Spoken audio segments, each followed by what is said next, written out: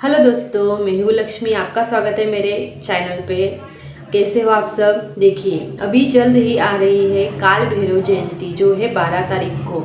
तो आपको काल भैरव जयंती किस प्रकार मनानी है, आपको उस दिन क्या पूजा करनी है, आपको क्या प्रार्थना करनी है, उसके बारे में मैं आपको बताऊंगी। लेकिन उससे पहले आपके घर में आपके पति को परस्त्री की वजह से प्रॉब्लम हो रही है, मतलब किसी परस्त्री के चक्कर में पड़ गए हैं, आपका लड़का शराब पीने लग गया है, आपका लड़का आपकी सुनता नहीं, आपकी लड़की आपकी सुनती नहीं, अपनी मर्जी का करते रहते हैं, अपनी मर्जी चलाते रहते हैं, या तो फिर आपके घर में ऐसा कोई व्यक्ति है जो आपको बहुत तकलीफ दे रहा है, वो जानबूझ के भी नहीं कर रहा, मतलब उसको जैसे देखिए, आपके घर में आपके मिस्टर है, आप उनको बोल रहे हो कि देखो आप उनको पैसे मत दो, आपके पैसे अटक जाएंगे, वो पैसे नहीं देंगे। तो बहुत बार क्या होता है कि मतलब घर में की महिला अपने हस्बैंड को बताती है कि आप ऐसा मत करिए, नहीं तो आपके पैसे डूब जाएंगे। तो उस वक्त क्या होता है कि आपके जो मिस्टर है वो आपको ही बोलेंगे कि तूने ऐसा बोला था ना, इसलिए मेरे साथ ऐसा हुआ, तूने मेरे को ऐसा टोका नहीं इसलिए मेरा काम नहीं बना, तू ऐसा कर रही थी ना इसलिए मेरे साथ ये गलती हुई। मतलब आपकी कोई बात ना मानना। देखिए, आप भी उसमें बराबर मतलब सही होने चाहिए, नहीं तो ऐसा नहीं कि सामने वाला इंसान अच्छा कर रहा है और आप ही कुछ गलत उसको बता रहे हो, वैसा भी नहीं होना चाहिए। तो आपके घर में आप सही से चल रहे हो, लेकिन आपको समझ में आ रहा है कि आपके मिस्टर आपके नहीं सुनते, बच्चे नहीं सुन रहे, बहुत परेशानी कर रहे हैं, या तो पढ़ाई में उनका मन नहीं लग रहा है, या तो आपको तकलीफ दे रहे हैं, या तो फिर कोई औरत के चक्कर में है, या कोई पर स्त्री पर पुरुष, वो सब चक्कर आपके घर में मतलब है, और आप उसकी वजह से परेशान हो, आपके बच्चे पढ़ाई नहीं कर रहे, आपकी सुन नहीं रहे, मतलब ये सब चीज़ें अगर आपको तकलीफ दे रही हो, तो इन चीज़ों में से आपको छुटकारा चाहिए। तो आपको काल भैरव जयंती, काल भैरव बाबा की जो जयंती आने वाली है, उस दिन ये उपाय करना है। देखिए, काल भैरव बाबा महादेव के रूप है, और काल भैरव बाबा एकदम उनके कठोर, मतलब एकदम उग्र रूप आप इनको बोल सकते हो। जो कोई इंसान गलती करता है तो उनकी गलती की शिक्षा देने में काल भैरव बाबा कभी उसको मतलब ये नहीं करते, माफ नहीं करते। तो अगर आपके घर में कोई इंसान ऐसा है कि जो बहुत गलतियां कर रहा है, उसको आपने बार बार समझाया, एक मतलब उदाहरण के लिए आपके घर में कोई शराब पी रहा है, आप उसको समझा समझा के थक गए कि मत पी मत पी, तेरी जिंदगी खराब होगी, तेरा परिवार खराब होगा, तो पैसे वेस्ट कर रहा है, फिर भी वो मान नहीं रहा, तो ऐसे इंसान के लिए आपको काल भैरव जयंती के दिन ये उपाय करना है।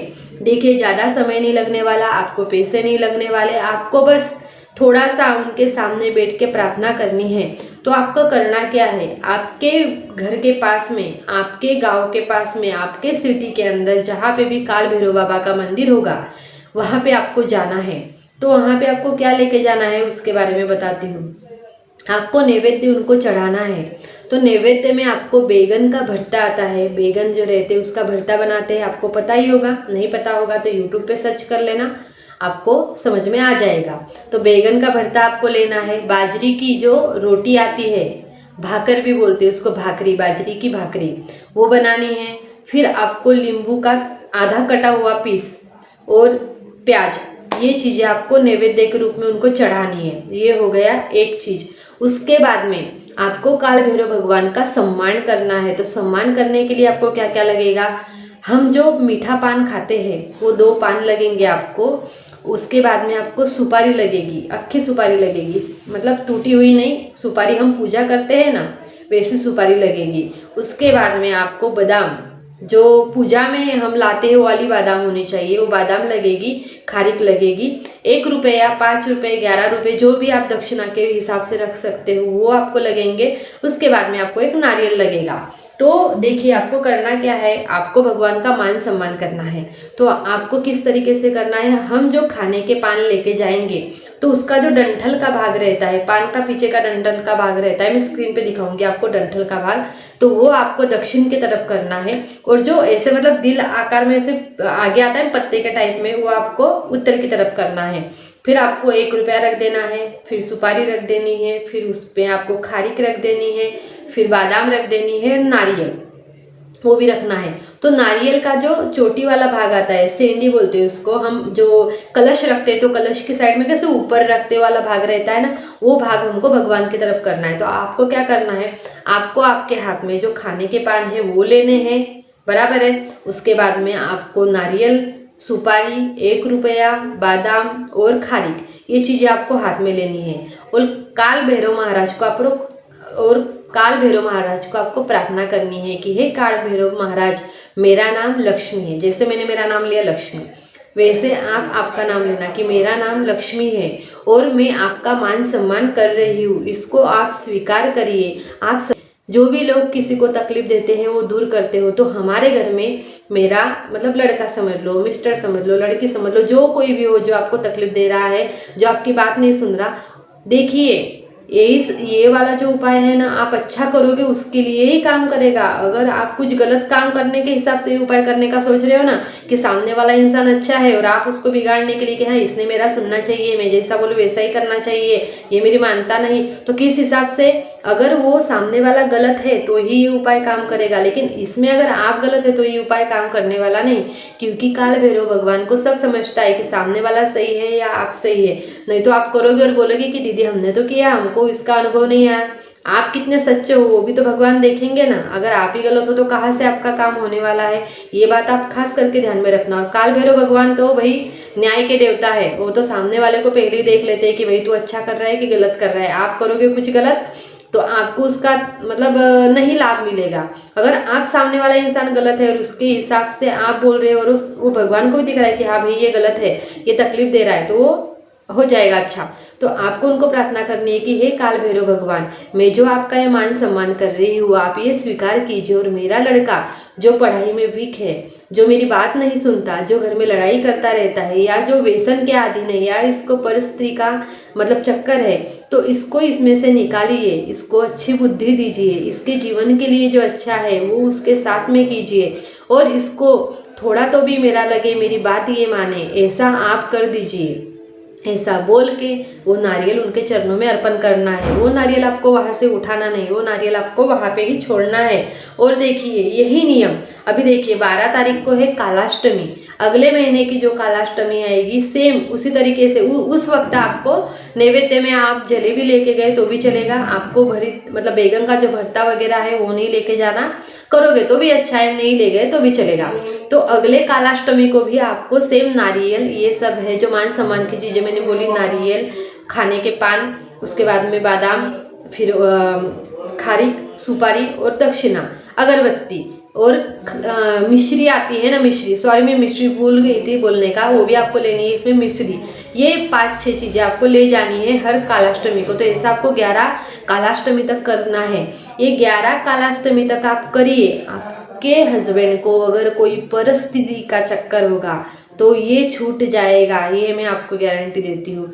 अगर आपका बच्चा पढ़ाई में कमज़ोर है, आपकी बात नहीं मानता, वो मानने लग जाएगा। आपके घर में कोई व्यसन करता है, उसका व्यसन धीरे धीरे धीरे धीरे करते कम हो जाएगा। तो ये जो नियम है वो आपको करने हैं, आप करके देखिए, आपको इसका अनुभव आएगा ही, आपको इससे लाभ मिलेगा ही। आप खुद मेरे को कमेंट करोगे कि ऐसा हुआ।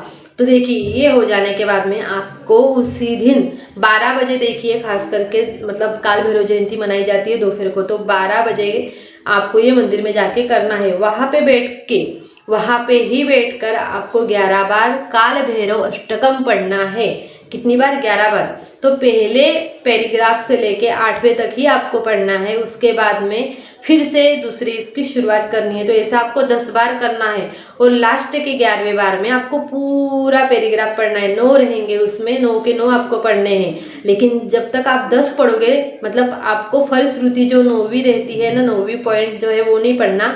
आपको 8 बार 8 पॉइंट जो है, पहला, दूसरा, तीसरा, ऐसे 8 बार के जो पैराग्राफ है वो आपको 10 बार पढ़ने हैं, और 11वें बार में आपको पूरा पढ़ लेना है फलश्रुति के साथ में। तो आपको ये 11 बार पढ़ना है। अगर ये नियम आपको 11 बार तो करना ही है इस दिन, लेकिन अगले दिन से अगर आप रोज भी 1-1 बार ये पढ़ना चालू कर दोगे आपके घर में काल भैरव अष्टक, तो आपको आपके दुश्मनों से छुटकारा मिलेगा। आपके घर में जो कोई करनी बाधा, नज़र दोष या बाहर का पिशाच वगैरह ऐसा कुछ भी तकलीफ होगा तो आपका हमेशा के लिए ख़त्म हो जाएगा। आपके घर पे कोई काला जादू भी नहीं कर सकता अगर ये काल भैरव अष्टक आप रोज पढ़े तो।